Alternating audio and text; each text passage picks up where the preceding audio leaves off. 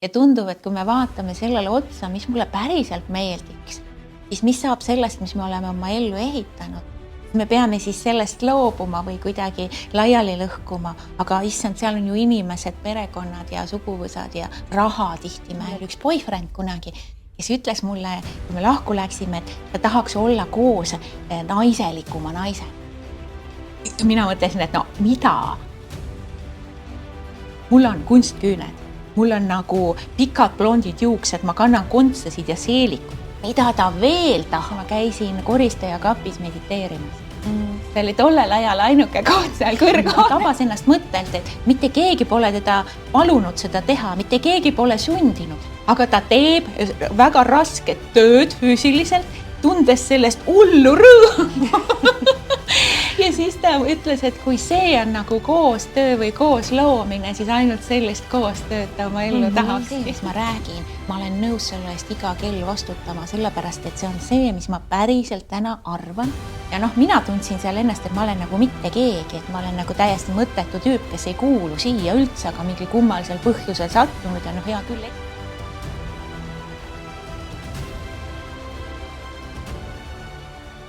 See on praegu ei ole. Aga see on alati hea asi, mida mina tahaksin kuulda. See on ka üks koht, mida vaata, võib-olla osad naised ei julgegi öelda, et näed, et on midagi, ma ei tea, lukk on lahti või midagi ripub kuskil ja siis kuidas ma ütlen, et piinlik, aga sa tahaksid kuulda, et keegi ütleks sulle. Tahaksin küll. Nii et tere tulemast, armas vaataja ja kuulaja, sa oled juba natuke pealt kuulnud meie salavestlusi. Sinu ees on podcast Julgus valida muutust 31.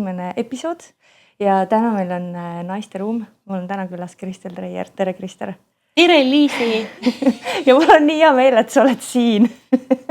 Sest et mul oli peaaegu 6 aega pausi 2 episoodi vahel. Sest mul lihtsalt ei olnud kutset mitte kellegiga saadet teha. Ja siis tulid sina järsku ühel ilusal päeval mulle lihtsalt, okei, Kristel on järgmine. Nii et aitäh, et sa võtsid kutse vastu.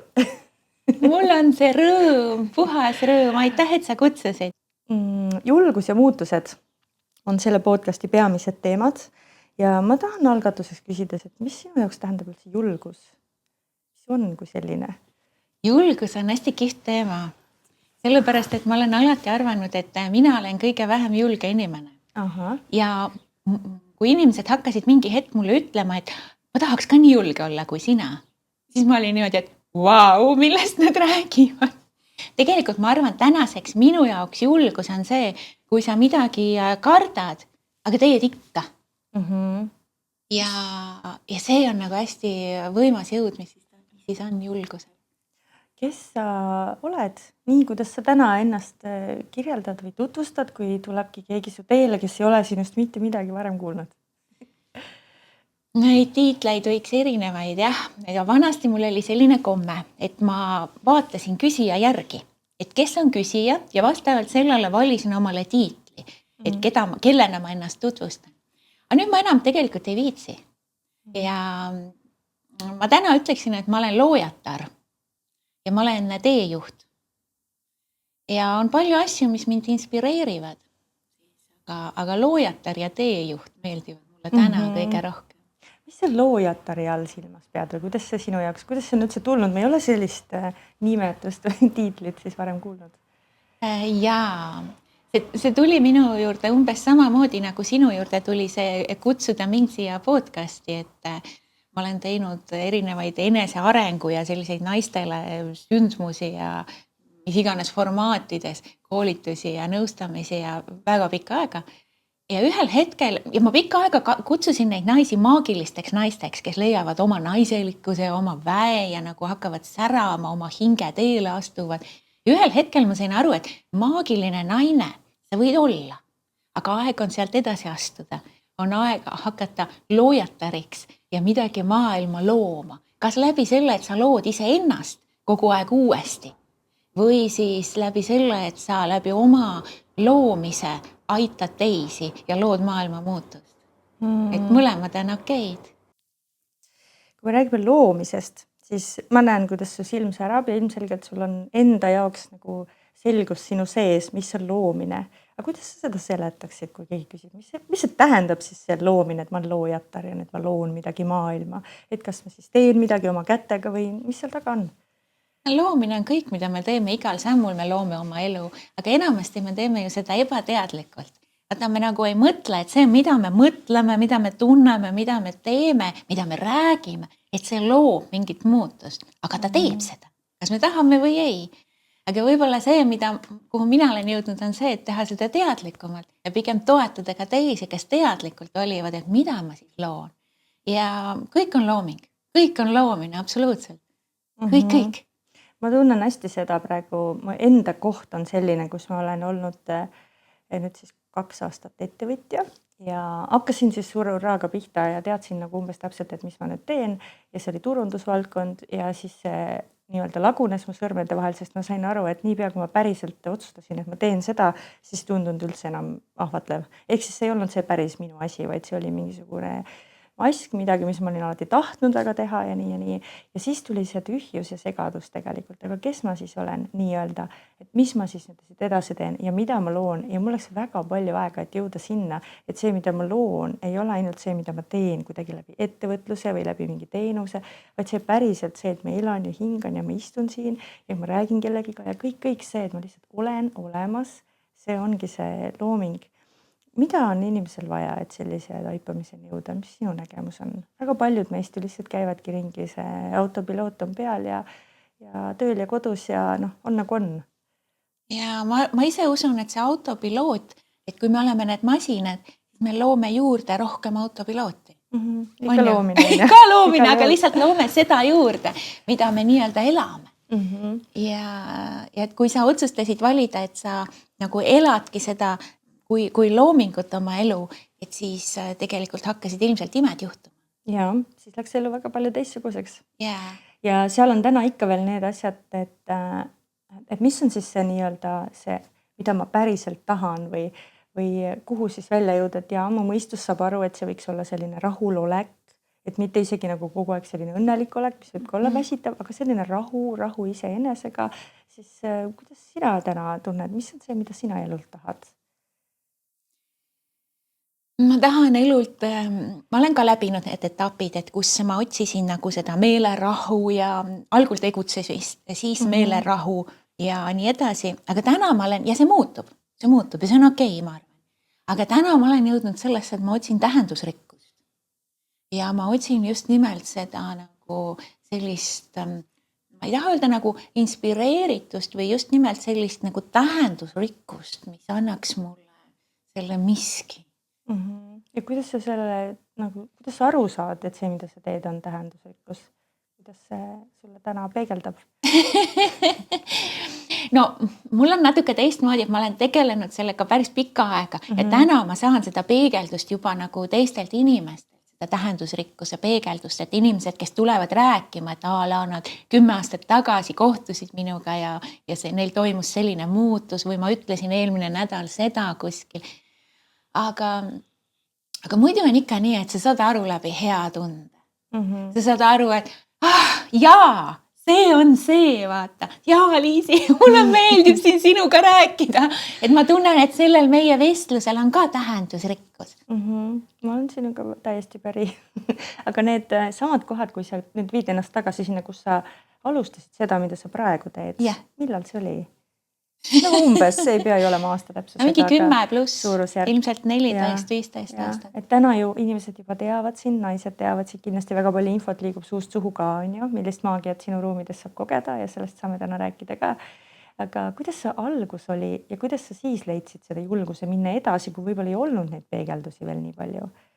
Oli sul kohe tuba rahvast täis, kui sa hakkasid tegema, ma ei tea, naiste retriite või mingid sündmusi või? See on üks hea küsimus, et vaata enne seda, kui ma asusin sellisele oma nagu natuke sellisele spirituaalsele ja sellisele poolele, siis enne seda ma olin ikkagi kapivaimleja väga pikka aega. Ja selle käigus ma küll väga palju näiteks esinesin, minu kõige suurem esinemine on olnud 500 inimesega Jõhvi kultuurimajas, aga seal ma rääkisin kui juhtimisajakirja ärijuht tegelikult. Et see oli nagu täiesti teine asi. aga see, kui ma alustasin sellist tänast asja, oli ikkagi läbi juhuste ja läbi ühe suure segaduse ja ma andsin universumile ühe lubaduse, millest ma siiamaani kinni hoian. Et ma nii-öelda sidusin ennast selle oma hingeteega ära, aga see polnud üldse nii selge, et nüüd see on see tee ja niimoodi ma lähen ja kõik on nagu loomine ja värk. Üks suur segadus ja otsimine ja tohutult kukkumisi ja haiget saamisi ja see on olnud teekond. Ja mis sind rajal on hoidnud? Kas on kogu aeg olnud see tähendusrikkus või on seal olnud mingid, mis on see, vaata, miks ma seda küsin, nii kui sa mõtled selle üle, et mis sind rajal on hoidnud, siis kui lihtne mu enda kogemuses on kaotada see siht, kui sa nagu justkui alustad millegiga ja see ei lähe kohe niimoodi käima ja ise ka täpselt ei saa aru, mis sa teha tahad, et kui lihtne on ju siis panna kõik kõrvale ja ma ei tea, üldse loobuda on ju. Mis on sinu see ankur olnud lisaks selle lubadusele veel? Ma arvan, neid on mitu olnud, et alati iga kord, kui mul on olnud see tunne, et et midagi ei tule välja või mingid asjad nagu lähevad valesti nii-öelda, mitte nii nagu mina tahan või mingid asjad lähevad katki või siis kui ma olen kukkunud, siis mind ei ole lastud jääda. Et mul on alati tulnud kas mingisugused märgid enamasti inimeste näol, kes on tulnud ja öelnud midagi sellist, et ma olen saanud aru, et ma pean minema. Ja teine asi, ma olen teinud pausid. Alati nendel hetkedel ma olen teinud totaalset pausi. Ma olen selle aja jooksul väga mitmed kordi nii-öelda teinud nagu totaalse restardi, ehk siis mõelnud, et kõik, mis ma teen, on nagu nullin kõik ära, hakkan uuesti. Kas siis enda tahtel või elu on mingit pidi koostöödel läbi juhatanud mind sellesse nullpunkti. Ja need pausid, kus on nagu täielik tühjus, kus sa ei tea mitte midagi, mis sa teed või tahad või kus sa nagu uuesti sünnid, siis need on need, mis ma tean, et mind kannavad. Mind kannab see, et kui mul on see paus, ma lähen üksi, täiesti üksi. Elan selle oma hinge järjekordse pimeda öö läbi ja ma tulen sealt välja mingisuguse sädemega, mis mind juhib edasi. Nii võimas, et sa selle praegu sisse tõid, sest mul on täpselt selline koht praegu, kus reaalselt mu projektid on ära ammendanud ennast, ma olen andnud ära ka need, mis toovad mu peamise sissetuleku ja pean ütlema, et see on päris hirmutav koht. Sest õnneks on mul kõrval abikaasa, kes tänu kellele ma saan seda oma teed niimoodi käia, aga see teadmatus või see ka ma ei tea, mis järgmiseks tuleb. Ja ma saan aru, et täna ma olen juba natuke kindlama koha peal, et ma julgen seda usaldada. Aga kui esimesed sellised hetked olid, siis oli tõesti nagu, et mis nüüd siis? Et väga palju ju nendes valgusõpetustes räägitakse ka sellest, et see, mingid märgid on kogu aeg igal pool, et kui ütleme, et sul kaovad, ma ei tea, kliendid ära või midagi, et see on nüüd märk, et äkki siis see polegi mulle. Et vaat kuidas sellisest kohast ennast nagu läbi tuua. Et mis ütleksid kellelegi, kes kuulab võib-olla, kes on ka nagu oma tee alguses, tunned ära, et südamekutse on, aga vaat need asjad siin füüsilises maailmas ei ole veel niimoodi nagu tööle läinud nagu tahaks või käima läinud või lendama hakanud. Ma täna arvan seda, et hakka lihtsalt minema, üks samm korraga ja proovi ära. Ja kui see samm sa tunned, et ei anna sulle seda head tunnet, et jaa, see on see, siis võtta teine samm ja proovi. Aga tavaliselt, kui me ühe sammu astume, siis isegi kas ta on õige või vale, ükskõik kas ta kukub ära või mitte, ta juhatab meid järgmise sammuni. Et võib-olla ei olegi see esimene samm õige, aga see viib sind järgmise sammuni. Minu arust selles on nagu see elu nagu võlu. Ja ma ei ütle, et see on nagu kerge tee, et see on nagu, ma usaldan ja lähen ja kui nüüd kukun ja siis külma tõusen, nii lihtne on. Ei ole lihtne. Väga nagu ma ütleks, väljakutsuv on. Ja mul on olnud väga palju selliseid nagu kohti ja aastaid, kus miski ei suju. Ja mis see siis on, ajan mingit jahu naistele ja naiselikkusest ja kellel seda vaja on ja kes mina olen, et seda rääkida ja oleme ausad, on ka lihtsamaid nagu viise elektriarveid maksta. Aga ikka ja jälle sulle tulevad mingid asjad teele ja sa tegelikult tabad ära, mis on õige. Aga ma tean, seda on lihtsam öelda, kui seda sees olla. Et võib-olla me tihti mõtleme ka üle ja me mõtleme üle ja püüame nagu liigselt rapsida. Et seal, kus tundub, et ma ei tea, mida teha, siis ei peaks mitte tegema kõiki asju nagu proovima teha, vaid peaks nagu mitte midagi tegema. Võtmagi selle aja täiesti maha. Okei, ma teen mitte midagi, kuigi see tundub kõige hullem asi üldse. Eriti kui nagu mingid valikud on, mis tunduvad, et on hästi olulised. Et jaa, on palju tehnikaid, kuidas leida seda nii-öelda oma õiget asja ja kuidas neid, vaata, sa tead ju ka neid hobisid ja oma huvisid ja kõike kokku panna. Aga lõpuks on kuskil keskel su hingekutse, su hingetee. Ja mina usun, et meie hea tunne juhatab sinna. Et ühel hetkel sa tunned, et aga võt seda osa tehes, tundsin maru hästi. Ja teine asi, mis mul on tulnud äratundmisena, on nagu see, et ma tunnen, et ma nagu heas mõttes ei saa seda mitte teha. Jaa, minul on samamoodi. Mul ei ole lastud lõpetada, kuigi ma olen proovinud päris mitmeid kordi. Sest siin sama stuudioski, see ongi uus ruum, me oleme alles alustanud paar kuud tagasi. On ju. Mul tuleb tunne, et ma tahan teha siin teetseremooniat või mõnda meditatsiooniringi ja vahel tulebki üks inimene, tuleb kaks, ongi alguse asi, on ju, aga mul ei ole seda tunnet, et ma siis ei tee või kuidagi jätan ära, sest see on tulnud selle jaoks, et ma tahan seda teha. Ja aga vaata, Liisi, siin on üks nipp. Kui sa teed liiga kaua niimoodi, siis sa põled läbi, sest sa ei saa piisavalt nagu vastu seal. Vot, see ongi see koht. Praegu ma tunnen, et on tasakaal, sest ma saan nii palju rõõmu sellest ka. Reaalselt me räägime ühe käe sõrmedel loetud sündmustest. Aga kui sa 10 aastat teed niimoodi, siis sa tunned, et nagu midagi jääb sulle puudu, eks ole? Täiesti võib nii olla. Ma ei ole sinna õnneks veel jõudnud. Ja siis kindlasti tuleb muutus. Siis tuleb muutus, jah. Miks see podcasti nimigi selline, või miks see teema mind köidab, see julgus valida muutust, on see, et ma tegelikult olen ise see, kes läheb niimoodi, et ma saan aru, et nüüd on vaja muuta ja siis ma muudan ja see ongi hirmus nagu see koht, mis ma praegu on, sest reaalselt need elektriarved on ju ikka seal. et kui julgusest veel rääkida ja sellest julgusest muutusi teha, siis see korra juba tõid sisse, et sa oled elanud ju ka mitut erinevat elu selle elu jooksul, on ja kui mõelda nagu seda eneseväljendust ja ka tööd, siis see, mida sa ütlesid, ärijuhtimine, see teema, see ju tundub üsna naine meeste maailmas, eks ole, laias plaanis ja praegu oled sa väga naiselik naine naiste maailmas minu silmis, siis kuidas see pööre toimus? Sa ütlesid, sa olid kapivaimleja. Mis sind siis sealt kapist lõpuks nagu välja lükkas või kuidas see muutus toimus? Kapivaimlemise lugu on see, et kui ma töötasin, tegin karjääri ja olin kõrghoone seal üleval korrusel, oli ilusa vaatega kabinet ja siis koosolekud olid väga nagu intensiivsed ja rasked nagu meestega ja väga keerulised teemad olid õhus.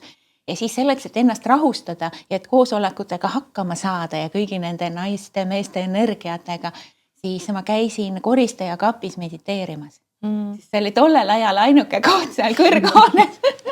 See oli väga ammu, praegu on uhked mediteerimistoad selle asemel. Nii et sellepärast ma nimetan ennast kapivaimlejaks. Sõna otseses mõtlesin. Ma seisin seal vahepeal pea peal ka. Oleks sellel Kristelil, kes siis olid sina olnud seda julgust mediteerida kuskil avalikult, et nüüd keegi näeb või miks sa selle kapi valisid? Tollel ajal ei olnud seda julgust. Ja tollel ajal ma tõesti kellelegi ei rääkinud, et mida ma mõtlen või tunnen või tunnetan, et ei olnud seda julgust. See on ikka teekond ka olnud. Aga kui me nüüd veel läheme tagasi, siis kuidas sa nagu oled olnud selle nii-öelda vaimsuse või selle tunnetamise ja selle poolega ühenduses? Kas on olnud miski, mis on sinul olnud sünnissaadik, võib-olla on sul olnud perekond selline või kuidas sa nagu avastasid selle poole endas, et ei ole ainult materiaalne maailm? Vaata, ma olen 74. aastal sündinud ja siis oli natuke see lapsepõlv oligi nagu teist tüüpi kui tänapäeval. See oli selline nõukogude aeg. Ja see koht, kus ma üles kasvasin alates minu 10. eluaastast alates oli siis selline hästi nagu, meil oli kodus selline asotsiaalne ja vägivaldne alkoholismiga segatud nagu seltskond ja see oli selles mõttes nagu keeruline, et seda tuli varjata. Minu ema nagu oli see, kelle jaoks oli kõige olulisem varjamine. Ja see on väga põnev, kuidas ma olen sealt kaasa võtsin selle, et mitte midagi ei tohi nagu väljendada. Ma arvan, väga vähesed mu nagu kooli ja lapsepõlve sõpradest teadsid, kuidas ma öösiti istusin üleval või põgenesin puukuuri nende joodikute eest lapsena. Aga see oli nagu selline oluline osa, mis sundis mind endasse tõmbuma, rohkem tunnetama, jälgima, vaatlema ja ta andis mulle ühe tõuke minna lavale. Ja minu lapsepõlve kõige erksamad ja kõige nagu sellised olulisemad hetked olid näiteringis ja teatrikoolides, sest need olid need kohad, kus ma sain ennast väljendada. ja see, milline maagia tekib sellest nagu enda väljendamisest ja lavale astumisest versus tõmbuda kaitsesse ja kõike varjata, oli nagu üks põnev lapsepõlve kogemus, mida ma arvan, ma ei ole kuskile jaganud. Aga kui sa küsid, et kus minu selline pärit on, siis no jah, võib-olla mul on seal suguvõsas neid teadjanaisi olnud ka, aga ennekõike ma olen olnud lapsena väga tundlik juba. Ma ei tea, kas see tundlikkus on olnud nagu see, aga ma olen seda edasi arendanud teadlikult. Ja just nimelt läbi nende trepiastmete, siis kust ma igalt poolt olen nagu elu sundinud minema edasi, minema sügavamaks, minema teistesse maailmadesse, kui vaja, vaatama otsa kõigile, kas siis teemonitele või endale. Et on need siis olnud need rasked autoavariid, kus ma seal maanteekraavis olen olnud või siis on need olnud sellised oma nagu rasked sügavad depressioonid peale läbipõlamist.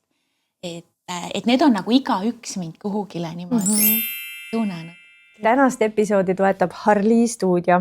Harli stuudio on 35 ruutmeetrine hubane ja mõnus soe ruum Tallinnas Mustamäel, mille mina ja mu abikaasa Harri oleme loonud endale tööruumiks, aga mida sina saad ka tunni või päeva põhiselt välja rentida, kui sa soovid siin läbi viia oma coachingu sessioone, teraapiaid, aga miks mitte ka väiksemaid töötubasid või meditatsiooniringe või kas või ühiseid teejoomisi.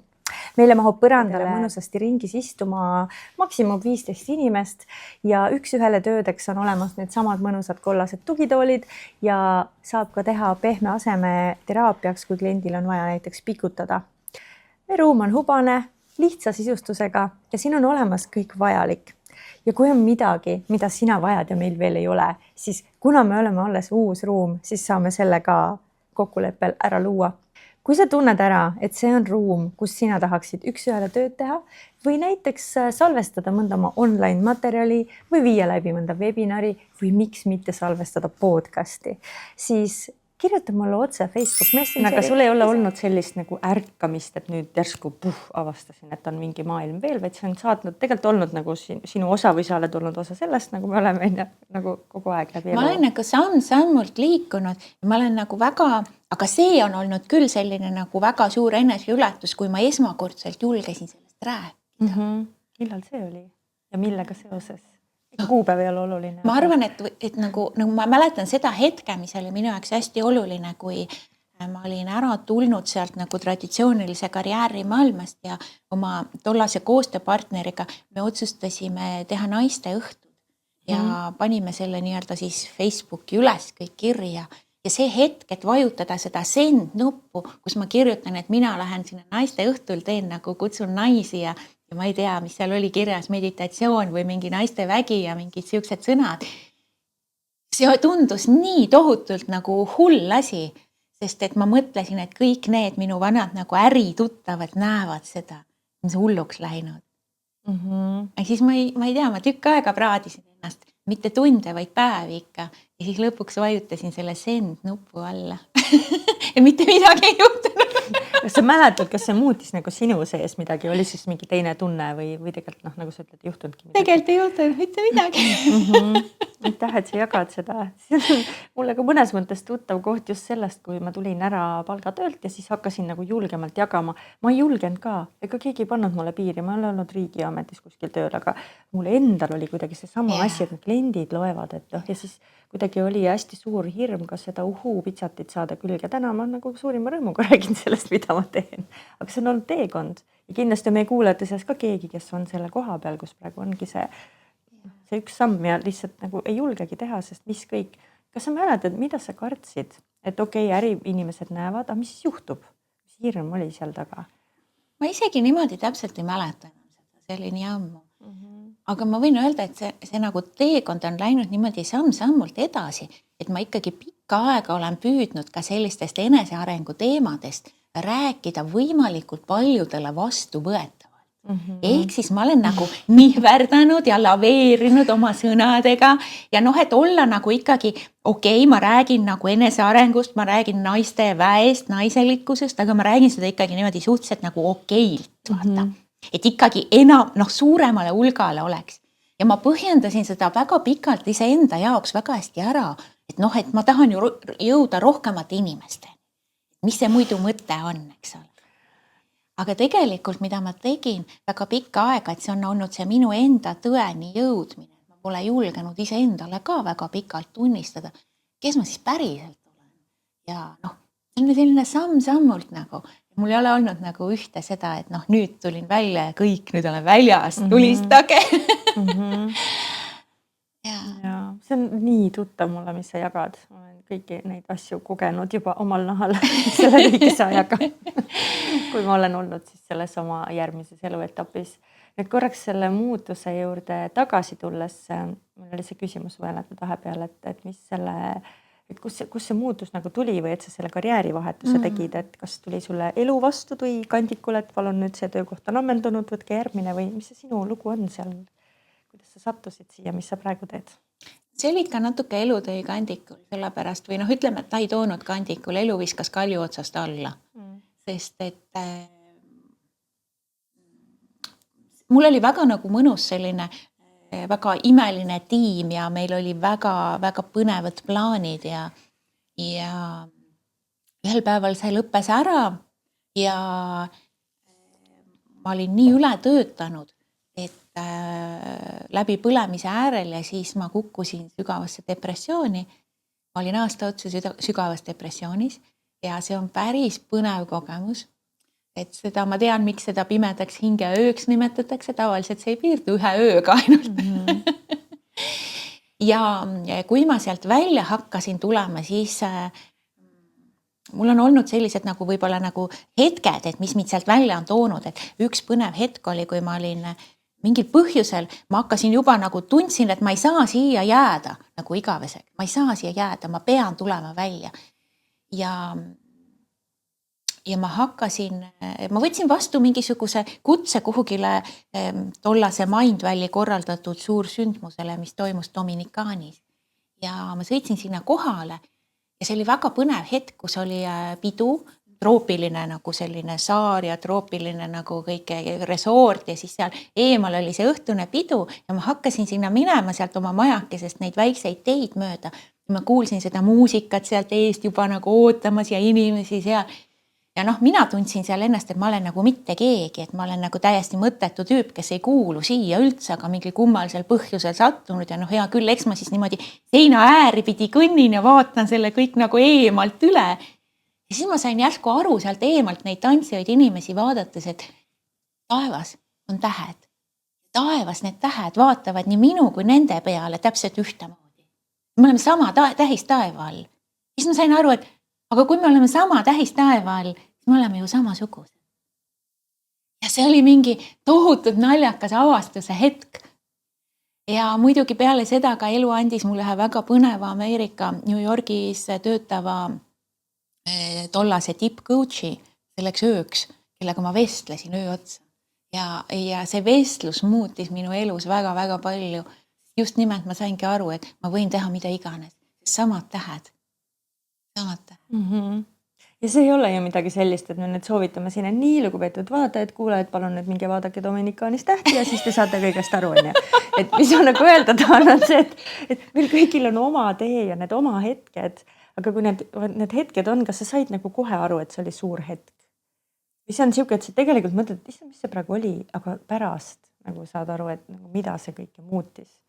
Ja ei pärast muidugi tuleb, aga see hetk sa tabad kuidagi ära, et see on mingi hetk, vaata, seda sa tabad ära. Ja seda ma tahtsin praegu kutsuda üles meie kuulajaid, et olla kohal selles, kui sa saad aru, et see on midagi erilist, ükskõik, ma ei tea, vaatad aegluubis, vihmavist läheb üle tee, aga sa ei tea, mis see tahab sulle näidata. Et see on hästi ilus, et sa selle siia sisse tõid ja et sa seda lugu nii jagad, et sa tõesti nagu taipasid need samad tähed. Kui lihtne asi. Tegelikult ei pea selleks Dominikaani sõitmega mitme tuhandelisi mingi konverentsipileteid ostma, aga mida peaks tegema, peaks oma tavalisest rutiinist välja astuma. Kui ma oleks seal oma diivani peal päevad veetnud niimoodi nagu sügavas depressioonis nagu uimeskledes, siis ma ei oleks ju tähti näinud. Et ma arvan, et me peaks ikkagi tegema mingi sammu, mis on meile nagu ebatavaline.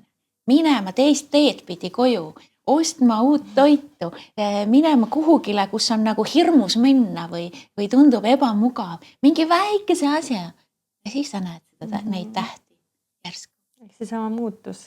Ja. Mis sind pani diivanilt püsti tõusma? Kas see lihtsalt läks sellel hetkel liiga ebamugavaks või mis see oli, sest et inimesed ju lahendavad neid olukordi erinevalt, nii nagu kuidas keegi oskab, kes alkoholiga, kes ma ei tea millega, mõni otsustab elust lahkuda. Ma tahaks öelda, et ma ostsin uue sõbrannaga koos ostsime uue kosmeetika. Siis oli nii. see oli üks selline väike tõuke nüanss, aga tegelikult mul oli professionaal ka muidugi, kelle käest ma abi sain, et ma käisin ikkagi psühholoogi vastuvõtul ja mul oli väga-väga tore psühholoog, kelle nime ma kahjuks hetkel ei mäleta enam, see oli nii ammu. Ja mis mu veel oli, ma lihtsalt võib-olla lubasin endal täielikult vajuda sellesse, sest et ma veetsin oma päevi nii, et ma läksin hommikul raamatuga õue, istusin aiatooli, ma märkasin järgmist hetke siis, kui päike läks looja. Ma ei teadnud, raamatut ei olnud avanud. Ma ei tea, kuhu see päev kadus. Ma hakkasin diivanil istudes panema nagu sukki jalga, panin ühe suka jalga ja siis avastasin, et toas on pimedaks läinud, õhtu on käes, teist polnud jalga pannud. Ja siis ma sain nagu aru, et mida ma endaga teen, kuhu mu aeg kaob. Ja siis mulle tuli meelde üks asi, mida ma olen õppinud oma ema käest. See on suurim kingitus, mida mu ema mulle andis, enne kui ta lahkus siit Vikerkaare taha. Et ma olin emaga koos haiglas nagu õhtul enne tema lahkumist. Ja mina püüdsin tema tuju tõsta nagu hullult, sest mina olin veendunud, et kõike saab paremaks teha tollel ajal. Ja siis ma ütlesin ta, et meenuta, et mis siis elus ikka nagu need kõige ilusamad ja ägedamad asjad on olnud ja et meenuta nagu kõike head. Ja siis mulle jääb eluks ajaks meelde, kuidas ema ütles, et ei olegi ju midagi olnud. Ja siis ma olin šokis sellest, sest ikka tahad, et sina nagu lapsena, et ema ütleks, et aga need hetked sinuga näiteks on need nagu eriti ägedad olnud või vennaga või. Aga ta ei öelnud. Ta ütles, et ma vist isegi küsisin, et aga meie vennaga. Ja siis ta ütles, et mis teiegi. Ja see oli nagu see, mis mind siiamaani saadab ja selle tõttu ma olen otsustanud, et mina elan nii, et ükskõik kuna mul see viimane õhtu on, siis mul on mida. Ja see on mind käivitanud ja tookord seal diivanil, seal depressioonis ka, mul tuli meelde, et kui ma niimoodi oma päevi veedan, siis ma raiskan selle kingituse ju ära, mis elu on. Ja sealt kuidagi ma hakkasin tõusma sealt väikeste sammudena. Nüüd korraks me puudutasime seda kohta, et kuidas sa tulid nähtavale ja siis tuli järgmine kiht, et ei olnud see, et tulin kaapist jälle ja tulist tegema pihta. Siis kas sa täna tunned, et sa oled iseendana nagu täielikult nähtaval ja mida see nähtaval olek sinu jaoks tähendab? Ei tunne!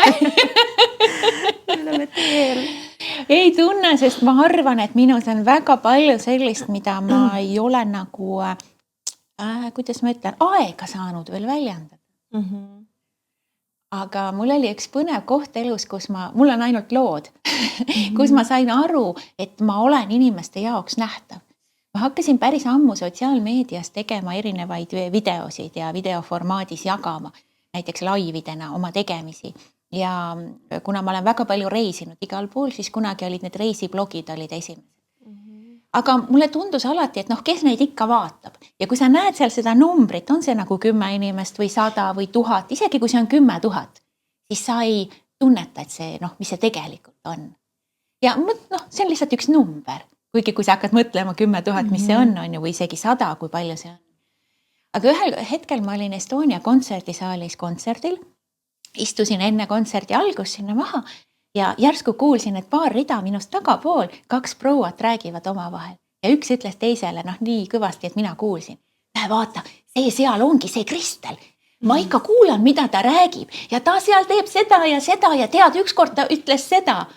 Ja siis ma mõtlesin, et vau, keegi kusagil on mind nagu näinud. Ja see oli minu jaoks see hetk, kus ma sain aru, et päriselt inimesed märkavad sind ja nende numbrite taga on inimesed. Miks on oluline olla nähtav? Ega ei olegi. Ei peagi. Kõik ei peagi. Ei pea. ja kuidas sellest nagu aru saab, et kas minu sees on soov olla nähtav või pigem ma ei taha näidata, et see hästi lihtne on ju kaasa minna, noh jälle seesama alustava ettevõtja näide, kõik teevad see, isegi turunduskoolitused õpetavad, et sa pead tegema seal sotsiaalmeedias neid asju ja neid asju, et kuidas see arusaamine käib, et kas see siis on mulle või ei ole? Kui sul ei ole seda kirglikkust või seda nagu mõnusat erutust, no nagu enne seksi samasugust erutust seda videot tehes, siis ära tee. Et kui see on nagu punnitamine ja nagu tegemise pärast tegemine. Ja kohustuse pärast ei ole mõtet. Aga kui su sees on mingi sõnum, mida sa tunned, et sa pead selle välja ütlema. Sa ei tunne, et see oleks nüüd kõigile hullu nagu oluline või sa ei tea seda, sa ei mõtle nii suurelt. Ei ole vajagi. Aga kui sa tunned, et no ma pean selle välja ütlema, siis tee. Ja leia see oma viis ja kanal, kuidas. Oled sina rohkem rääkija või kirjutaja? Sa oled rääkinud videotest, ma olen siin ka näinud videos palju, aga... Ma tegelikult enda arust tunnen, et ma olen kirjutaja, ma armastan kirjutada pikki tekste ja lugeda pikki tekste. Aga selline nagu, ma tean, et kaamera armastab mind. Mina armastan kaamerat. Ja mulle meeldib ka rääkida, aga see on pigem nagu minu jaoks õpitud oskus. Ja kirjutamine on loomulik suhelda. See on, et see tuli loomulik sisse, et ma olen ka alati julgustanud, keegi küsib, et katseta ja vaata, mis sinule on loomulik. Siis minul näiteks mulle meeldib ka kirjutada, aga kirjutamine minul käib niimoodi, et nüüd on tänapäeval igasugused AI abimehed on ja, aga varasemalt käis niimoodi, et ma istusin iga koma ja tähe kallal, et see ikkagi oleks nagu perfektne. Ja siis ma tegin seda ühte kirjatükki mingi 3 tundi ja see ajakulu lihtsalt ei ole seda väärt. Et on tore asi, aga ei voola, et täna ma siis kirjutan nii, et ma kirjutan valmis ja siis ma lasen sellele kellegil siis selle üle vaadata, et kas komad on õige koha peal. Ja kui ei ole, siis ei juhtu ka mitte midagi. Oleneb, mis tekstiga tegu on. Ja nüüd teine küsimus, mis ka inimesed ka tegelikult küsivad, ma teen ka turunduscoachinguid sageli, et aga mida siis nagu näidata? Kuidas sina näed seda? Igasuguseid variante on, inimesed on nähtaval iseendana, kas nad nüüd iseendana on või on maskidega, see selleks, aga seal on ju veel lähedased, pere, on blogisid, kus on lapsed kõikide nägudega pisikesest peale, et kuidas sa nagu näed seda nähtaval olekut, et mis need tagajärjed või sellised tulemused võivad olla, mille peal oleks hea mõelda, kui nüüd keegi hakkab üldse oma teekonnal endaga aru pidama, et kuidas ma siis lähen nagu nähtavale või mida ma endast näitan või keda. Ja see on tänapäeval vaata nii lihtne ju. Teed telefoni kaamera lahti ja vajutad sinna Facebooki või TikToki, eks ole. Ja ongi läinud. Sinna see jääb igaveseks. Ma olen alati tajunud seda, missugune on vastutus. Kui sa ütled midagi, kas see on siis 5 inimesele või 10 või nagu inimeste hulgale, kelle arvu sa tegelikult ei tea. Ja see vastutuse koht on mind hästi palju tagasi hoidnud. Ma olen väga palju asju jätnud rääkimata, sest et ma tunnetan seda vastutust. Aga see ei ole ka õige. Sa pead silmas siis seda, et kuidas nüüd keegi selle võtab ja mis ta sellega teeb, et võtab seda kui nõuannet ja siis teeb. Sest ma olen väga palju kuulnud seda tagasisidet kuskilt, kui keegi tuleb ja ütleb, et kuule, sina ütlesid niimoodi. Mina mõtlen, et ma pole küll niimoodi öelnud. Ja siis küsin, et kus ja millal ja selgub, et ma olengi öelnud niimoodi, aga see on olnud ainult mingi väikene osa hoopis teise teema kontekstis, eks ole. Ja me ei tea mitte iial, mida keegi meie nagu jutust, mis iganes ajal vaata enda jaoks võtab. See ongi okei.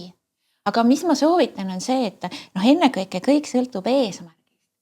Et laste puhul mina arvan, et kuni lapsed ise ei ole valinud seda, siis ma arvan, et vanemad ei tohiks nii väga nende eest otsustada seda nähtaval olekut.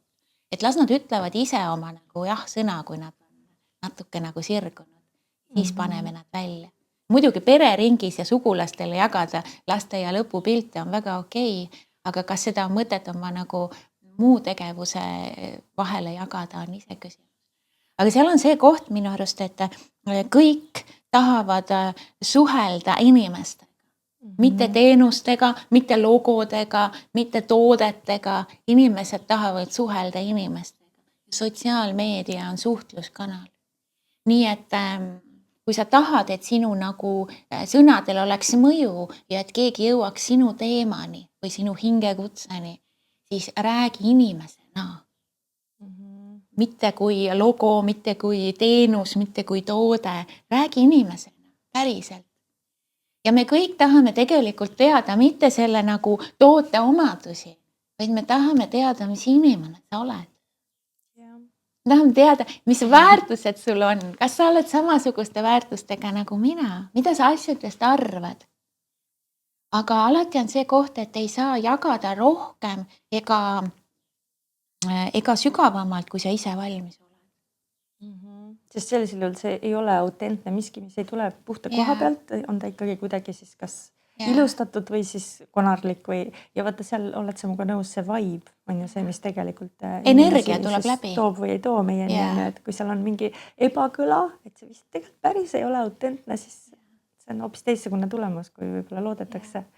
Ja mina tegelikult täna ma ei jaga oma nagu selliste lähedaste infot, kes ei soovi olla avalikus sotsiaalmeedias ega sugulasi. Et igaüks ju ise valib, et kui palju või kus ta soovib olla ja minu valik on olla nagu nähtav, sest ma tahan rääkida teatud teemadest, tuua seda naiselikkust ja naiste teemasid nähtavale, naiste heaolu ja nii edasi.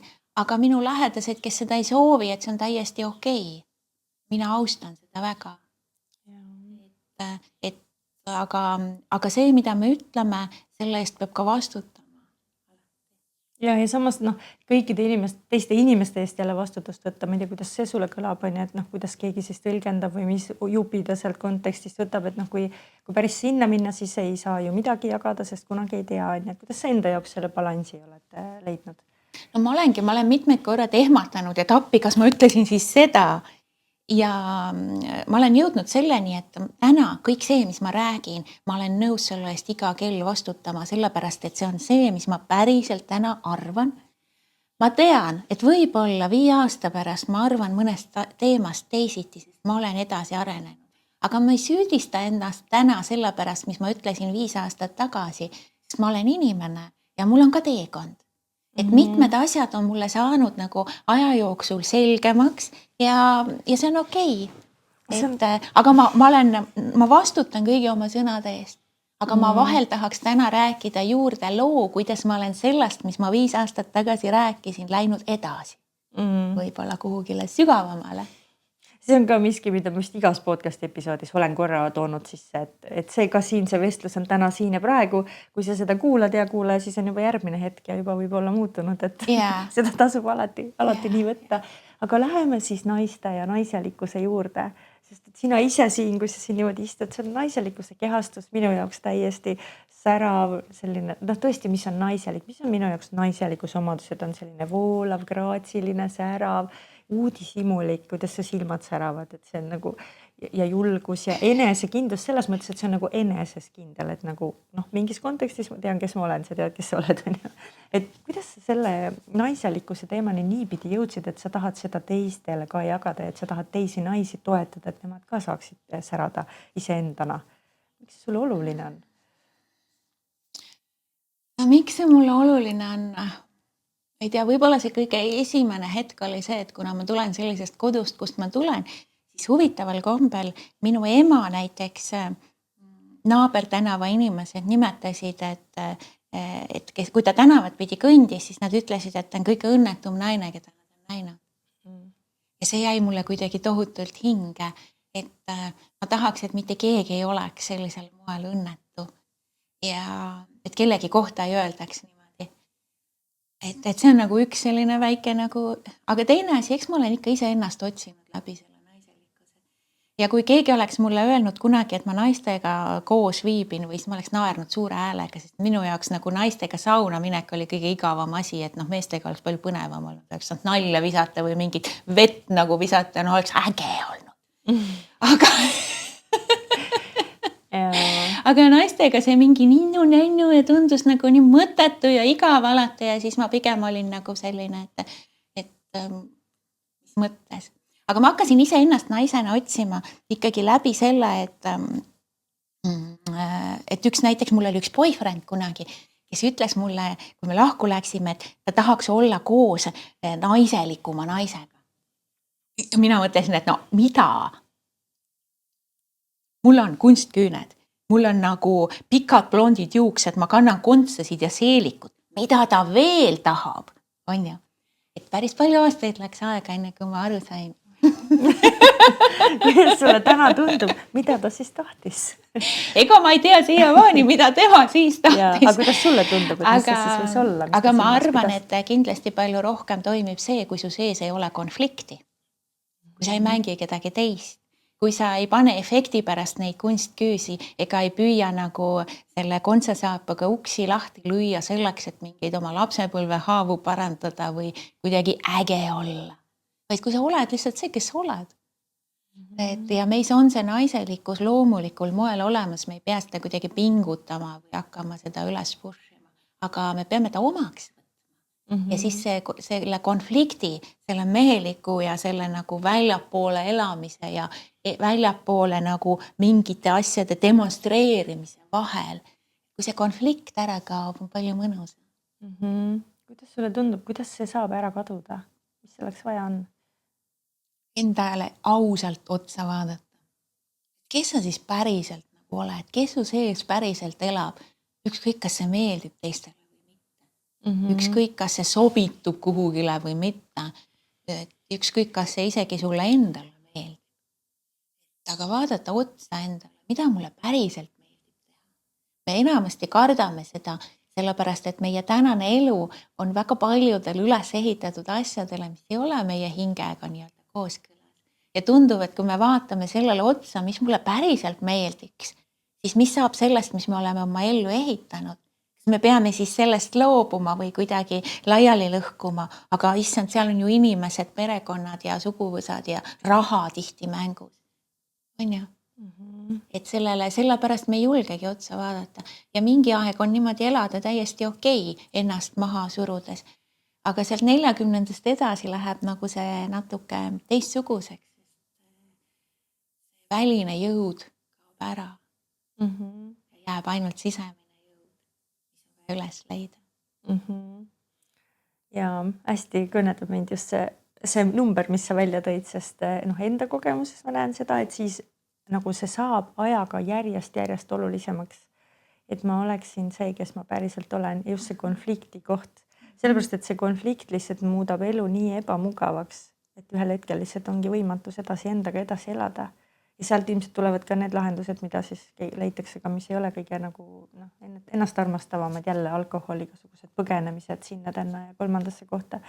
Et kuidas on see selline nagu võrk tervenemine naistel, et ühest otsast üks hakkab pihta ja siis kuidagi levib, et vaadatakse sõbrannasid, et kuule, aga ta on midagi teinud, ta teeb midagi teisiti. Kuidas sa näed see need naiste keskel nii palju? Või on ikkagi niimoodi, et igaüks saab oma asja ja tulevad ükshaaval, jõuavad sinuni või siis millegi muuni? Aga väga kihta on see, kuidas vahel tõesti jõuavad niimoodi ükshaaval sõbrannad ja siis saavad kuskil naiste sündmusel kokku ja siis on umbes, et sina ka siin.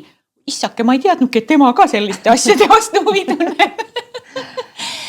Et on nii ja naa, aga ma arvan küll, see levib niimoodi võrkturundusena nii-öelda see enese otsimine ja võib-olla ka mulle ei meeldi see sõna enese otsimine, mulle meeldib enese leidmine ja enese hoidmine. Need on kuidagi palju ilusamad.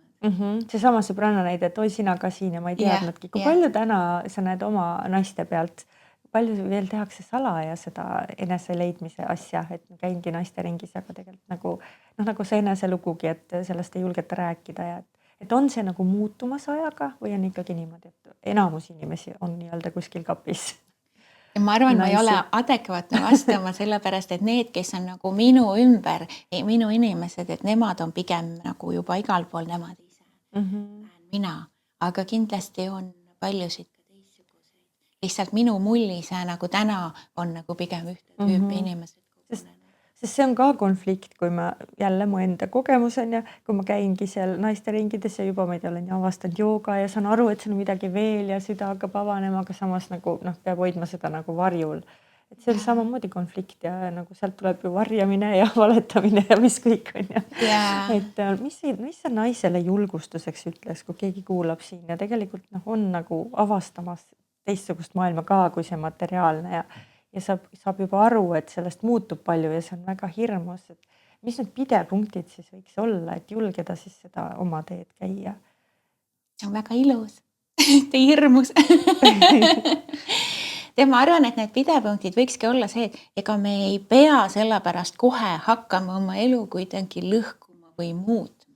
Et see, kui sa iseenda sees võtad mingid küljed omaks ja kui sa iseendaga rahu teed, et jäta need endast väljapoolse elu ja keskkond ja oma kaaslased rahule. Las nad kas tulevad kaasa või ei tule, aga too see tähelepanu lihtsalt endasse. Ja me võib-olla tegeleme liiga palju sellega, et appi, mis siis kõigest minu ümber saab ja appi, mida nad arvavad. Aga kui sealt igalt poolt tuua see tähelepanu lihtsalt iseendasse, vaadata nagu iga kord, kui sa tahad mõelda, et mis nüüd neist teistest saab, too endasse tähelepanu. Sa ei pea hakkama kohe nagu maailma muutma enda ümber. Piisab, kui sa iseenda sees lihtsalt oled rohkem rahul olevam. Mõtled, et mis need samm-sammult need asjad on, mis toovad mulle rohkem meelerahu. Kusjuures huvitav on see, et kui me naistefestivali korraldades tegime ühe küsitluse, kuhu vastas 800 naist, siis enim toodi välja, mida naised soovivad, on meelerahu. Ehk siis see, et ei oleks konflikti, mis iganes tasandil see siis on. Ja, just. Ja teine asi on muidugi tervis, mis on otseselt seotud sellega. Kust maalt läheb see piir isekuse ja enesevalimise vahel? Kuidas sina seda näed? Ma ei tea. Enesevalimine ja isik. Võib-olla need sinu jaoks ongi sama, sest minu jaoks ei ole ka iseksuse sõnal enam ammu negatiivset tähendust, sest ma võingi olla isekas, siis ma olen nagu endakas. Võib-olla kuna ma olen väga ammu alustanud sellisest reiki nagu süsteemist ja siis usui reikis on sellised toredad põhimõtted ja ka budismis, kust ma olen palju õppinud, on toredad põhimõtted, mis ütlevad seda, et kui sa iga oma tegevusega mõtled selle peale, et kuidas see maailma vähem kannatust loob ja see maailm oled ka sina, mitte see ei tähenda, et sa välistele ainult vähem kannatust lood ja ise rohkem kannatad, vaid ka sina oled see maailm. Et võib-olla see on selline nagu punkt, mida mõelda, et kas see, mida ma teen, loob nagu maailma kannatust juurde. Kui loob, siis ära tee. Aga maailm oled ka sina. Enamasti on nii, et kui me ise kannatame, siis kuigi me ei pane tähele, siis meie kannatamine loob ka meie lähedastele kannatusi ja sealt omakorda kaugemat. Et kui sa ise kannatad vähem, siis tegelikult see maailmale loob nagu ka vähem kannatusi. Et need samad lood, kus ongi suhted, millest ei tulda välja, mis on tegelikult oma aja ära elanud, töökohad, millest ei lasta lahti, tegelikult on ammus ära silmist kadunud. Ja seal on väga sageli, ma kuulen ka klientide lugudest seda, et ongi see hirm, et aga siis teistel on nii halb, kui mina otsustan nii või naa, ehkki tegelikult inimese enda sees on teadmine, et minu tee läheb siit nüüd lahku ja edasi ja eraldi on ja. Et kas see on see koht, kus tuleb lihtsalt nagu siis oled nii kaua, kui läheb nii ebamugavaks, et ega ei saa ju öelda kellelegi, et nüüd on vaja siis samm teha või muutus teha või. Et kuidas toetada ennast, kui keegi kuulab meid ja on sellises kohas, et ta on kuskil suhtes, tahab välja, aga nii-öelda ei julge minna või töökohas või mis iganes need sellised sidemed veel võivad olla? Tavaliselt on nii, et kui sa teed selle sammu ära, siis ma ei tea inimest, kes oleks kahetsenud seda aastate pärast. Ma ka ei tea. Et tavaliselt kahetsetakse ainult seda, et nad selle sammu nii hilja tegid. On ju?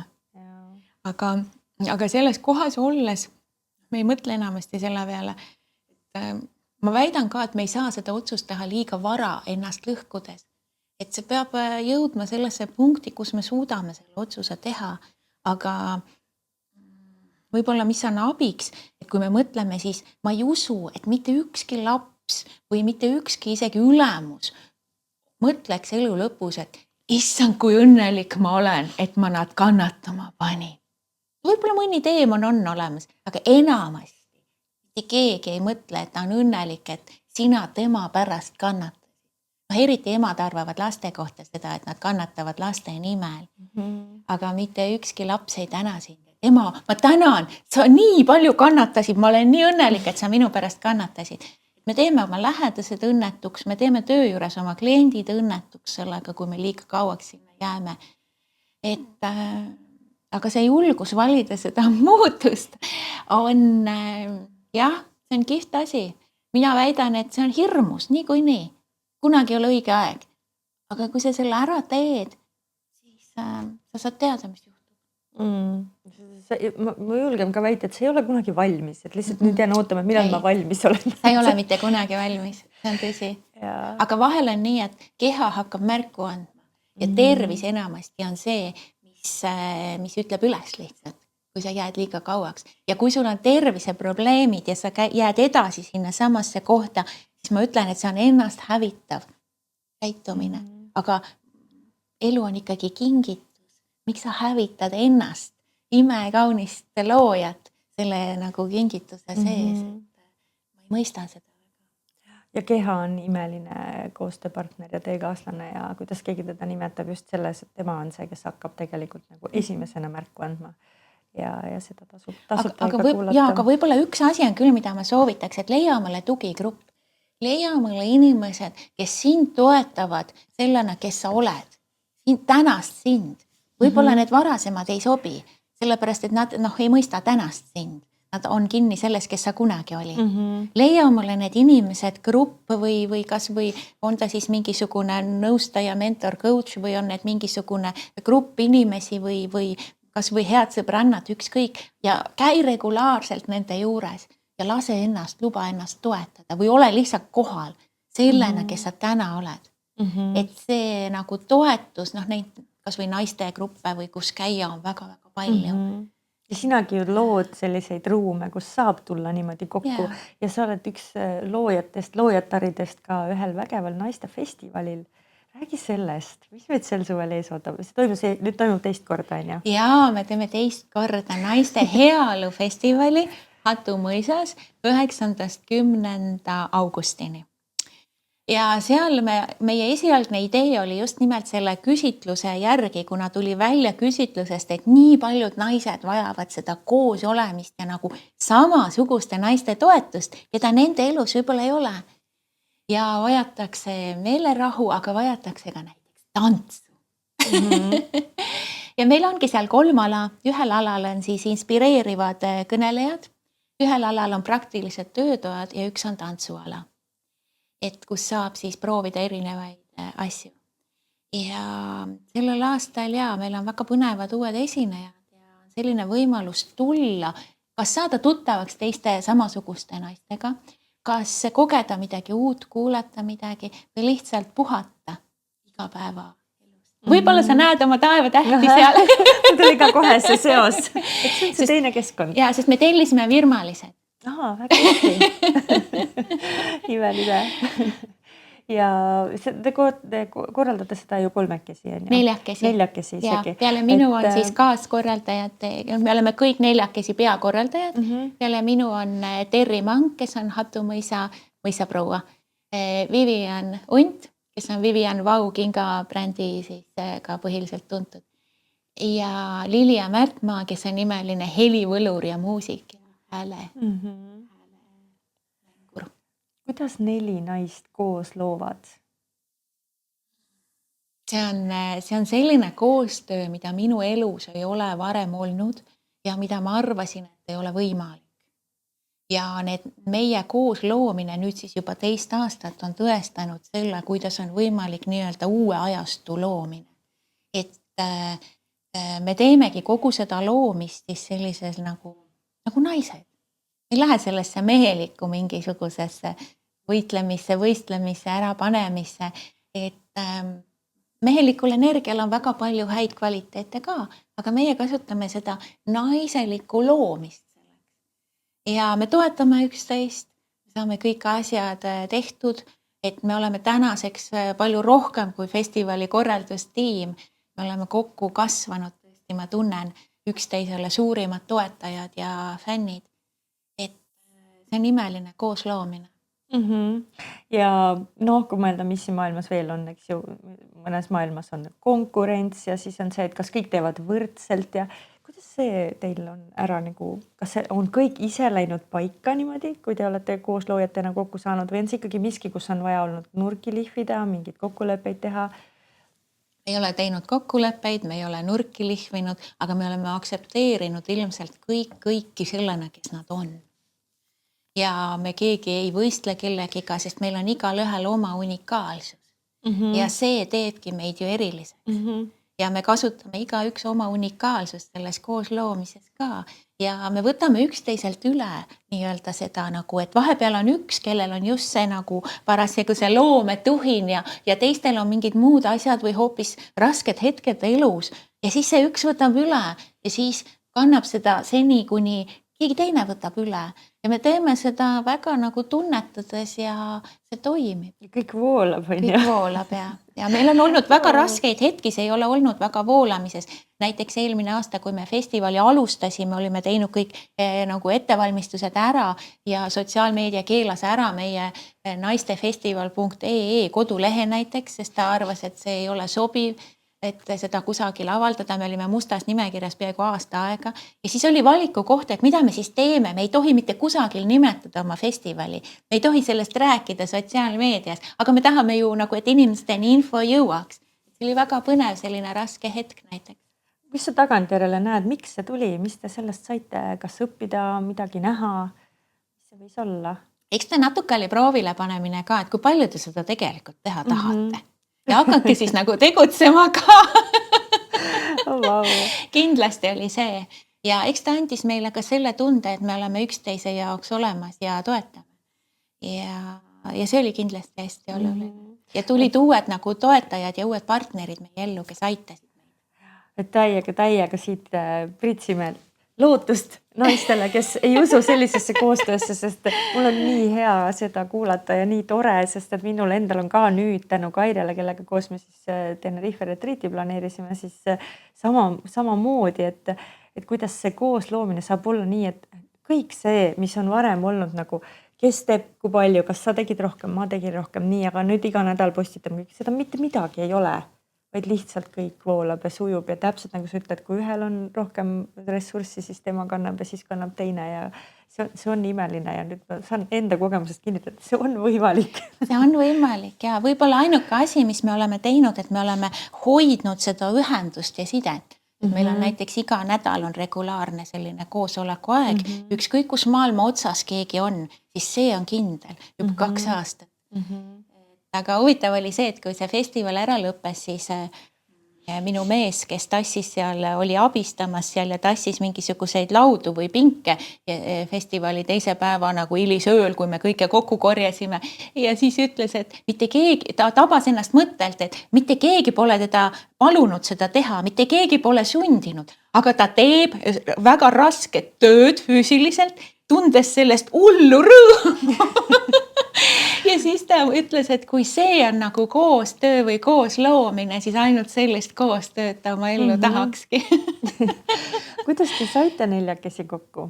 Ja kust see, ja jälle see festivali idee enne esimest, et keegi sellega ju tuli ja kuidas tulid teised kaasa ja nii palju, kui sa saad rääkida, siis seda oma poolt sellest, et see on hästi, hästi põnev ja kindlasti väga inspireeriv nii mõnegi jaoks. Me saime kokku läbi tantsu tegelikult. Sest me kõik 4 õppisime Shakti Tantsu Akadeemias, mis on rahvusvaheline Shakti Tantsu Akadeemia, õppisime selles treeneri õppes. Ja see toimus Hatu mõisas, Terri korraldas siis seda Eestis nagu esimest ja ainsat korda, see oli aastane õpe. Mis tähendab, et me käisime iga kuu tagant või kuidagi nii, käisime seal siis nendel koolituspäevadel, kui tulid koolitajad. Ja me kohtusime tegelikult kõik 4 seal ja kui see ära lõppes, siis huvitav oli see, et meie kõigi peas tekkis mõte festivalist. Meie kõigi peas tekkis mõte seal kohas festivalist. Mina mõtlesin, et mina ei räägi seda kellegile, et see on tegelikult Terri koht ja Terri mõis ja mina ei hakka ennast nagu jälle kuhugile segama. Kuni ühel päeval helistas mulle Terri ja ütles, et nemad olid Liliaga rääkinud sellest. Ja neil oli mõlemal selline mõte ja rääkisid mulle seda minu nägemust või ideed. Et tegelikult meil kõigis tekkis natuke selline tunne, et me tahaks sinna tagasi, me tahaks seal luua midagi võimsat ja me kõik olime lummatud tantsust. Ja meie esimene idee oli teha tantsufestival. Aga peale seda, kui me tegime küsitluse ja me saime aru, et tants üksi ei ole see, vaid vaid see on palju laiem, vaid naiste heaolu on tegelikult see ja tants on üks selline väljund. Ja kuidas need festivali tagasiside, mis need põhilised asjad on, mis need naised ütlesid, kes seal siis ära käisid ja osalesid esimesel aastal? See on naljakas, et meil oli Krista Lensin eelmine aasta tegemas meiega intervjuusid. Ta tegi seal tööd, mitte ei osalenud, lihtsalt tuli meiega meedia jaoks intervjuusid tegema. Aga ta sattus festivalist nii vaimustusse, et ta jäi kogu festivali ajaks ja siis ta ütles lõpus välja nii vahvasti seda seal kaamera ees ka, et need naised, kui nad midagi teevad, siis ütlevad, et šamaani trumm, neil on terve orkester, ütlevad, et kongid, neil on neid 15. See on uskumatu. Ja toodi välja just seda, et see ei olnud nii-öelda liiga uhuu. Ehk siis seal ei ole midagi, mida peaks kartma, mis on nagu liiga vaimne või et ma ei tea, kas ma sobitun. Ja toodi välja kergust, toodi välja inspiratsiooni ja just toodi välja seda, nagu, et meil jäi ka ruumi ja aega olla ja teiste naistega lihtsalt nagu vestelda või leida uusi vestluspartnereid. Head toitu toodi välja ja üks huvitav nüanss oli veel, mis oli meile suur üllatus. Toodi välja, et meil on kõikide festivalide ajastu kõige ilusamad välitualetid. Ja me tõesti nägime nendega vaeva, nii-öelda nagu heas mõttes, et sinna ilu luua. See oli eesmärk. Vinge. Ja selline asi, aga see on oluline ja see on kõik loob selle hea olu. Siis kõigis on see nagu külalislahkuse tunne, et sa lähed sündmusele ja tunned, et ma olen nii hoitud, et siin on nagu minu jaoks on tehtud kõik see on ja kuidas see tegemine, kas kus see energiat ammutasid või oli niimoodi, et sellel hetkel see kõik oli nii suur rõõm, et isegi kui seal olid võib-olla mingid pikemad päevad või tegidki füüsiliselt asju, et ei väsinudki kunagi ära, kuidas seda tajud? Tead, see oli selline põnev lugu, et me ikkagi korraldasime eelmine aasta esimest korda festivali. Aga ma pean siinkohal ütlema tohutult suured tänutunded meie vabatahtlike tiimile. Meil olid kaasatud ka vabatahtlikud. Ja need naised, kes tulid vabatahtlikuks, alguses nad ilmselt vaatasid, et mingid täitsa hullud ja tohutu segadus ja mitte midagi ei ole. Meil oli ainult mingisugune 1500 meetrit erinevaid paelu suures kastis. Wow. Ja sellest me alustasime. Aga mingi hetk me jagasime kõik lihtsalt väiksemateks juppideks ja kõik tegevused läksid töösse, aga meid toetas meie tiim. Seesama vabatahtlike tiim hoidis meid püsti, et kuni selleni hetkeni, kui oli minu kord astuda esinema inspiratsiooni laval ja ma sain aru, et ma kardan nii väga, et mu põlv väriseb ja hääl väriseb ja üks meie vabatahtlike tiimist, kelle ülesanne oli lihtsalt mikrofon panna mulle külge ja vajutada mikrofoni nuppu, ütles, et aga räägi lihtsalt südamest ja kallistas mind.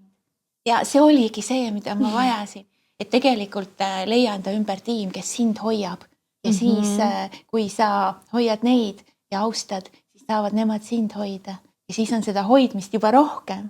Ja see kõik ju kirgab väljapoole sinna nende külaliste ja kõigeni. Aga kuidas see loomise protsess oli nüüd teise aasta peal, teil on juba esimese aasta kogemus, aga festivalil ikkagi, vähemalt see sõna tundub, et see on ikkagi ju suur sündmus, seal on päris palju külalisi, seal on kulud, et kuidas see loomine käis, et kas piletimüük, kas alguses kohe tuli niimoodi osteti, nagu teil oli nagu nägemus, et ma ei tea, selleks kuupäevaks võiks nii palju olla ostetud ja kõik see, kui palju seda analüütilist mõtlemist oli versus see, et te kuidagi energeetiliselt lihtsalt nagu teadsite, et see tuleb kokku? No me alustasime ikkagi ühiselt seda festivali planeerimist manifesteerides. Me istusime koos minu toos põrandal, hoidsime kätest kinni ja kujutasime ette seda hetke, kui festival on läbi ja seda tunnet, mis tundega inimesed lahkuvad ja seda, mis tunne meil endal siis on. Ja selle me saime. Aga me ei kujutanud ette, mitu piletit on müüdud. Ja loomulikult oleks võinud eelmisel aastal olla rohkem pileteid müüdud. Aga sellele aastale me läheme väga ägedalt vastu, sest eelmise aasta tagasiside on see, et me kuulutasime viimase päeva lõpus välja uue festivali ja ilma, et meil oleks ühtegi esinejat olnud teada. Osteti 3 päeva jooksul rohkem pileteid, kui oli eelmisel aastal osalejaid. Puhtalt selle pealt, et need inimesed, kes olid seal kohal, kes tundsid seda energiat ja seda tunnet. Aga loomulikult meil on eelarve. Meil on eelarve aga me usaldame ka ja me tahame alati parimat. Ja meil on kallid WC-d. Hinnalised. Wow. Aga mida sel aastal festivalil kogeda saab? Ega kogemus on ju igaühe enda teha, aga kes võib-olla on sellised, keda sa tahaks praegu välja tuua, kes on lavale astumas või mida põnevat, mida nii palju, kui sa saad avaldada, kes kõike ju ei peagi ette teadma. Ja, et meil on need esinejad enamuses kodulehele välja ka pandud ja me ei ole avalikult ka siin hõikame, aga võib-olla kõige põnevam peaesinejaks, keda me nimetame, on sellel aastal Kristiina Ehin, kes on meie arvates lihtsalt niivõrd põneva hingeeluga inspireeriv naine, et me tahame ise teda kuulata. Ja ma usun, tal on väga põnevaid vaatenurki naistele rääkida. Krista Lensin tuleb rääkima meile oma läbipõlemise lugu ja just nimelt selle nurga alt, et kuidas sealt terveneda. Siis on natuke midagi sellist toredamat nagu näojooga, on siis erinevad tantsustiilid, mida saab proovida.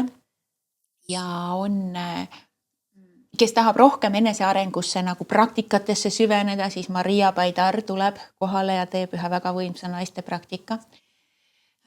Ja meil tuleb üks mees üllatus esinejana. Eelmine aasta oli üllatus mees oli Kristjan Järvi. Sellel aastal tuleb siis üks väga põnev mees, kes räägib naistest ja naiste väest läbi kristluse. Ja just seda, et kuidas meie festivali muide alamteema on sellel aastal julge olla. Ja see mees arvab, et tal on väga palju just sealt kristlikust, nagu kuna ta on tegutsev siis usuteaduste instituudis. Et sealt on tal väga põnev vaatenurk naisi julgustada, julgema olla täna. Siis meil kõik ise esineme. Ave Oja, kes on väga põneva hääle ja väga põneva hääle avastamise looga naine, tuleb hääle avamise töötuba tegema. Teda sai hiljuti seal TV3 hääle saates kuulata, kuidas ta Maria Kallase tiimis säras. Siis, kes meil seal veel tuleb? No me ise esineme uute nii-öelda teemadega, millega kunagi varem pole esinenud. Festivali öö, terve öö otsa kestab meil kongirännak ja kus ei ole 1-2 kongi, vaid kus on palju konge. Ja see tuleb siis augustikuises Perseiitides ajus. Need tähed siis. Need tähed. Helirännak, šamaani, trummiorkester, lõkkerituaalid, need on ka. Ja kindlasti on, mis mulle praegu ei meenu. Muidugi, ja midagi peab koha peale jääma üllatuseks ka. Et tõotab tulla midagi väga vägevat, nii et naised, siis piletid ütle siis see ka ära juba, kus piletid saab osta? Piletid saab osta ja internetist saab osta naistefestival.ee meie lehelt ja Facebookis on meil event, naiste heaolufestival, kus siis on, ilmselt on seal Fienta piletilink, ma arvan, ja piletilevis on meie piletid ja küsige otse minu käest ja Liisi, sa oled väga oodatud festivalile. Jõuga. Ma ei ole üldse tee aasta teinud suveks plaane. See on minust, see on see sama, nagu, ütleme siis vanuseliselt, mida vanemaks ma saan, seda vähem ma tahan teha plaane, sest see on nii imeline see võimalus valida siis nagu seda, mis tuleb ja ütleb, võta mind. Versus see, et mul on juba seal midagi ees. Et aitäh kutse eest.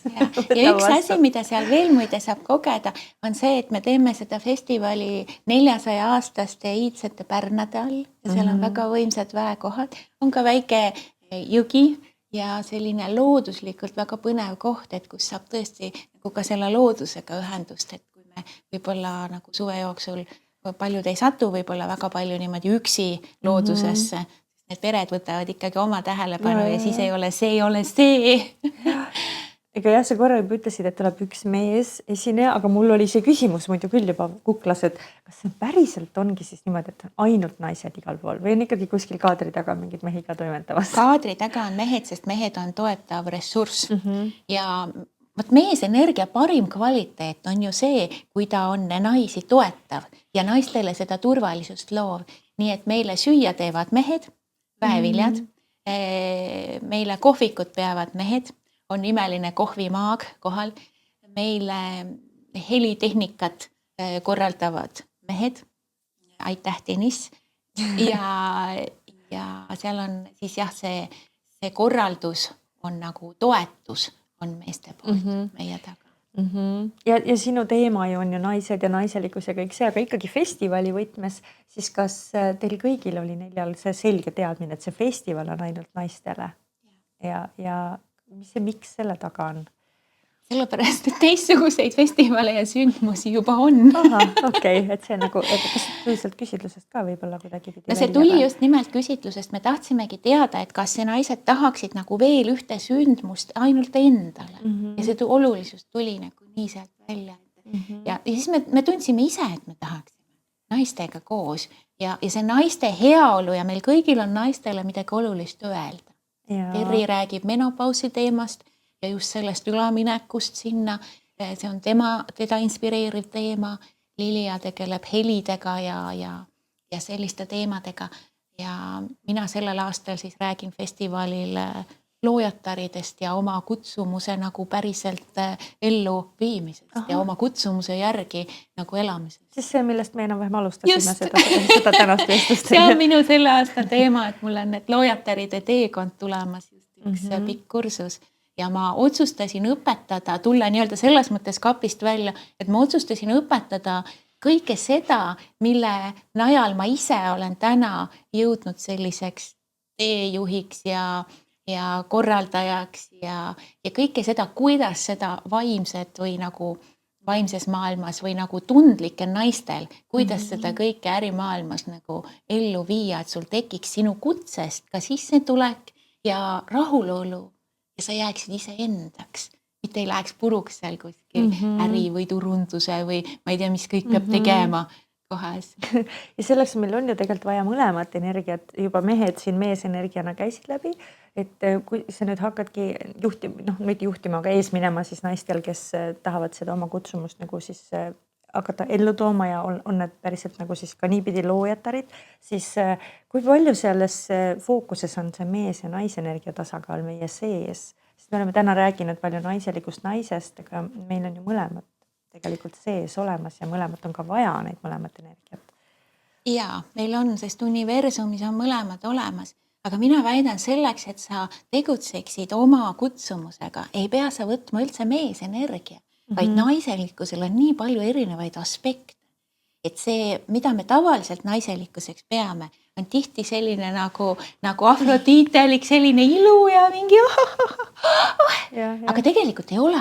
Naised võivad olla ka väga erinevad aspektid, erinevad arhetüübid ja neid on palju rohkem kui see 4 võib-olla, mida me traditsiooniliselt teame, et mina arvan, et kui me võtame kasutusele selle naiselikkuse nagu sellise aspekti, mis viib asju ellu, siis me oleme endaga rohkem kooskõlas ja rahulolus.